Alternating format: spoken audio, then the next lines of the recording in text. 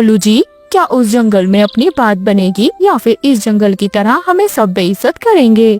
गोरी, बेइज्जती ना हो इसलिए तो दूसरे जंगल जा रहे हैं। ऐसा क्यों कह रही हो तुम चिंता मत करो, मैंने सारी जांच पड़ताल कर ली है। मैंने सुना है सुंदरवन जंगल के सभी पक्षी बहुत अच्छे हैं। ये तो बहुत अच्छी बात है कालू जी, सीधे साधे अच्छे पक्षी हमारी बातों में आसानी से आ जाएंगे। हाँ हाँ गोरी, अब जल्दी चलो, शाम होने से पहले पहले हमें वहाँ पहुँचना होगा। और फिर कालू कौवा और गौरी कौवी दोनों फटाफट दूसरे जंगल के लिए निकल जाते हैं। वह उड़ते जाते हैं, उड़ते उड़ते आखिरकार शाम तक वो सुंदरवन जंगल पहुंच ही जाते हैं, जहां पर उनकी मुलाकात हरियाली तोती से होती है। हरियाली तोती अपने घर के बाहर बैठी हुई उदास रो रही थी। उसकी आंखों में आंसू थे। गौरी कौवी फौरन उससे सवाल करती है, तोती बहन, क्या हो गया? आप ऐसे क्यों रो रही हैं? क्या मैं आपकी कुछ मदद कर सकती हूँ? अरे नहीं, तुम मेरी क्या मदद करोगी? 5 साल हो गए हैं शादी को, अभी तक एक अंडा नहीं दे पाई। मिट्ठू जी भी मुझसे खफा रहते हैं। इतना सुनकर कालू कौवा और गौरी कौवी एक दूसरे की ओर देखने लग जाते हैं। तोती बहन, अगर आपकी इच्छा हम पूरी कर दें तो कैसा रहेगा? क्या सच कह रही हो? क्या ये सच में बात पूरी हो सकती है? क्या मैं अंडे दूंगी? क्या मैं माँ बनूंगी?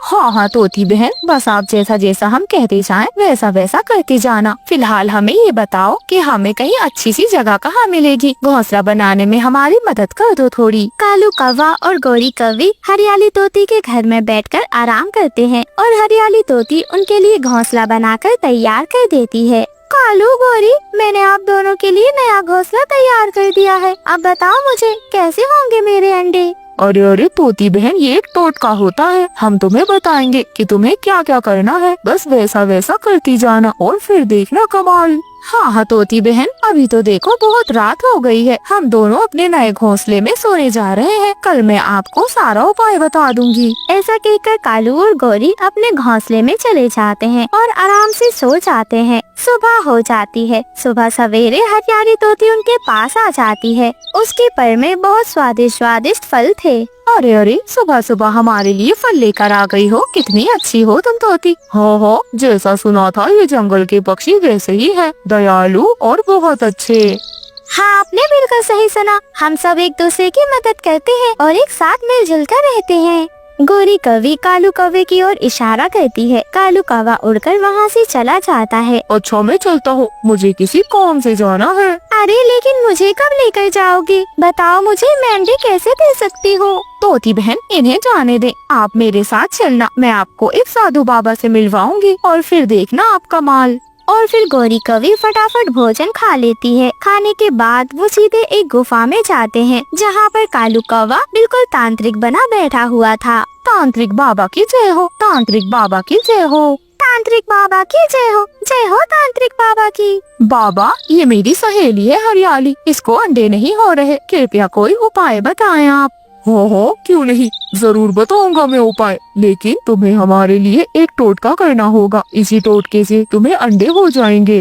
बाबा, मैं कुछ भी करने के लिए तैयार हूँ, बस कैसे भी करके मैं माँ बन जाऊँ। और फिर कालू कौवा उसे सब कुछ बताता है। देखो तोती बहन, तुम्हें हमारे लिए कुछ अंडे ला के देने होंगे और वो अंडे तोते के ही होना चाहिए। अगर वो अंडे तोते के होंगे तो हम उस पर कुछ मंत्र पढ़कर फूंक देंगे, जिससे तुम जल्दी माँ बन जाओगी। कम से कम 4-5 अंडे ला कर देना, तभी ये काम आसानी से होगा। ठीक है, मैं बिल्कुल ऐसा ही करूँगी। और फिर गौरी कौवी हरियाली तोती के साथ अपने घोंसले में वापस आ जाती है। हरियाली तोती बहुत खुश थी। गौरी, अब मेरे भी अंडे होंगे? हाँ बिल्कुल, क्यों नहीं। अब बस एक काम करो, किसी तोते और तोती का अंडा चुरा लाओ। कम से कम 4-5 अंडे चुरा कर लाना, तभी तुम जल्दी माँ बन पाओगी। हरियाली तोती ऐसे ही करती है। वे अपने पति मिट्ठू तोते से सारी बात बताती है। मिट्ठू तोता दूसरे जंगल की ओर चला जाता है और वहाँ से तोता और तोती के अंडे उठाकर ले आता है। बाबा जी, ये लो, ये रहे अंडे। अब बताओ फटाफट, मैं कैसे माँ बन सकती हूँ? तोती, तुम्हें बस सोचना है कि तुम अंडे देने वाली हो और जिस दिन तुम्हारे अंडे देने का समय पूरा होगा उस दिन तुम मेरे पास आ जाना।